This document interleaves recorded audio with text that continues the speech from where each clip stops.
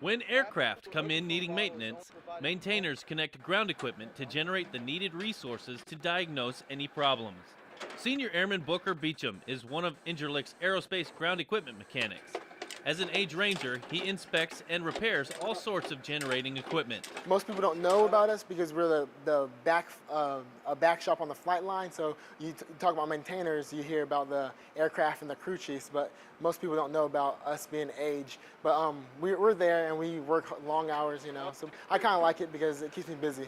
There's no wonder the job keeps him so busy.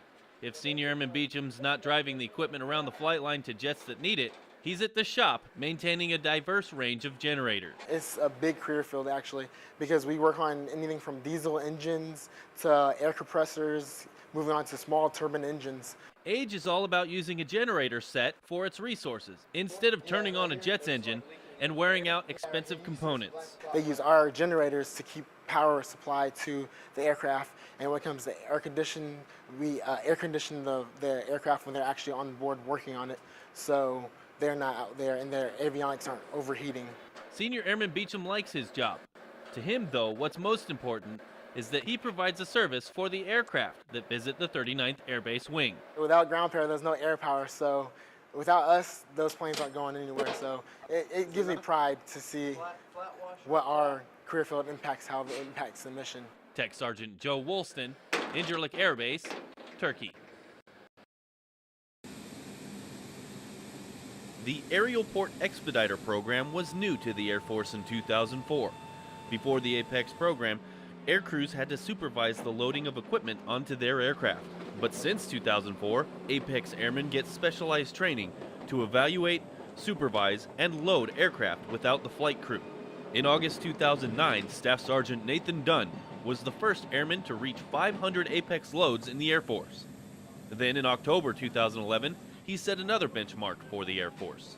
When I got to 500, I decided that it would be a challenge to get to 1,000, so I set that as my next goal and have reached it today. Sergeant Dunn won't stop there. He's already set another goal.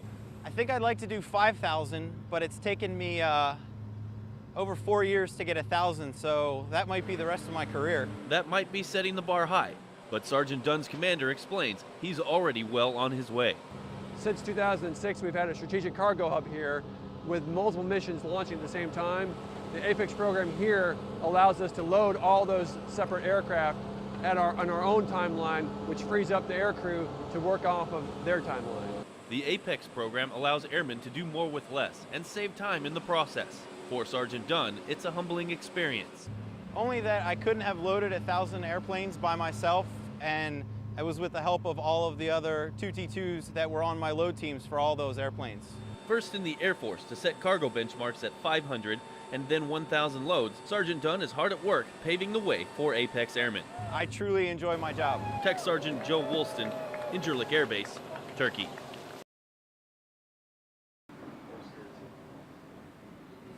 Salt lines surround all these household goods. The reason why? U.S. Customs says so. Turkey is considered to be a zero-tolerance policy country. What that means is that there is a standard of 0 for soil and pests. That's Matthew Corbett. He's the program manager for Customs. He is responsible for ensuring the agriculture of Turkey stays in Turkey. The 3 biggest things that we find that fail the most coming out of Turkey are golf clubs, barbecue grills, and lawnmowers. They almost never pass the first time through. Golf clubs have a tendency to have lots of soil, not only on the clubs, but in the pockets of the bags and in the actual bottom of the bag. Right there, it needs to be corrected.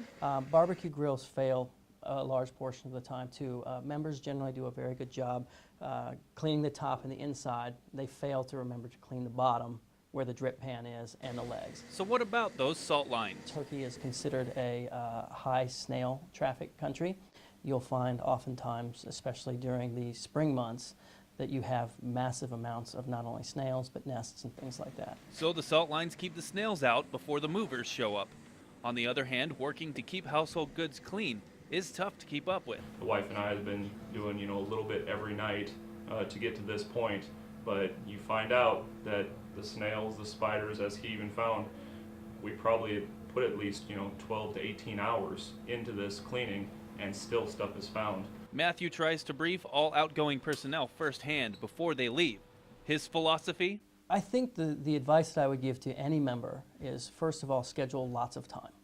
Command level clean, meaning that if the wing commander were to show up at your house and inspect these items, if they would pass his inspection, they would probably pass ours. The custom clearance inspection can make or break a PCS. Spider nest. But if Matthew sees during an inspection that airmen paid attention to detail, the goods movement should go smoothly. Tech Sergeant Joe Woolston, Incirlik Air Base, Turkey. Rack 'em up. This is a pool tournament at the club on Incirlik Air Base. It's a 8-ball double elimination. We have 12 players. Basically, the winners will go through, and people who lose, they'll play against each other. Then at the end, the winner of the losers bracket will play the winner of the winners bracket. Like other tournaments, this one can only have one bracket winner, but it all matters on how you look at winning. Some players only wanted a challenge, while others were present for the enjoyment of the game. It's just a matter of getting people out, enjoying the club more. Some pool players don't necessarily come out during Thursday night, Friday night, Saturday night. It just gives them an opportunity to come out, have fun, and for the thrill of competition. Winning something is a nice bonus. Shot for shot, the players dropped one ball after another into the pockets of the tables. Some players made tough shots, others were easy, trying not to miss to win each game. Just come out, have fun, and whenever you're here, respective facilities, just have a good time. Play a good game, have some fun with friends. These players got a chance to improve their pool talent. When you line up circumstances like that, everyone wins. Tech Sergeant Joe Woolston, Incirlik Air Base, Turkey. As day one of NATO's defense mission began in eastern Turkey, German forces held a press engagement to announce that they're mission capable and defending the surrounding area from any inbound rocket attacks from Syria. The strong and powerful message of the alliance solidarity and resolve comes from all 28 NATO countries. And Turkey is a very proud and strong military ally of NATO, and today they are even stronger. Across the valley, American forces have set up their Patriot Battalion, and the mission is underway for them as well. Together, the nations are providing missile defense for more than 3.5 million people. This is the first time for Patriot to be here. I'm proud to be here. Proud to serve with Bravo Battery 3-2 and 2nd Squad Launch Platoon. It's day one. We reached an initial occupying capacity today, and it was about 1,000 hours this morning. And what that means is that we have the capability to fire a missile in defense of any ballistic missile target at this time. Today, the Patriots are online and only 30 miles from the Syrian border. NATO has answered Turkey's call to help defend its borders. Tech Sergeant Joe Woolston, Gaziantep, Turkey. It's Sexual Assault Awareness Month, and what better way to embrace the theme than with self-defense seminars. A class like this really helps with awareness because we know that people who offer that forceful resistance are harder targets and they deter attacks. So that is empowering. And then also taking these classes is very psychologically empowering too, just so that people have that confidence so that they're not targeted as vulnerable in the first place to be taken advantage of. This class really has inspired me to learn more about being able to stand tall and to protect myself and to know if I am put into that situation that I will be able to protect myself. The class does just that, allowing participants to let loose thanks to safety gear that gives a no-holds-barred experience. The best part of this class is when Sergeant Edwards gears up and I get to hit him. Getting to put on the gear and just go full on and knocking the crud out of everybody, that's probably the best part. But doing the drills, going through the scenarios that are really practical, it's something that you would see, stuff that you really think about, and then just putting yourself in that mindset of what would I do, and then realizing that there are things that you can do is really empowering. It's a lot of fun. The Air Force has gone to war against sexual assault. Sparring in classes like this one give airmen tools to help prevent sexual assault and turn the tide towards winning that war. Tech Sergeant Joe Woolston, Incirlik Air Base, Turkey. take something simple like Kellogg's Frosted Flakes. Comedians Tommy Davidson and Alex Liss came to Incirlik to bring a bit of home to airmen overseas. Kellogg's Frosted Flakes are great. Just being able to come here, visit the servicemen and women who don't really get to see people that they watch. You know, they watch a lot of TV because it's all they have. They watch a lot of movies, but no one comes out of the TV to say hi to them. So that's kind of like what I am. After a live radio interview on AFN Incirlik the Eagle, they headed over to the club complex for a meet and greet. There you go. I think my favorite part is meeting people I never, ever would probably meet.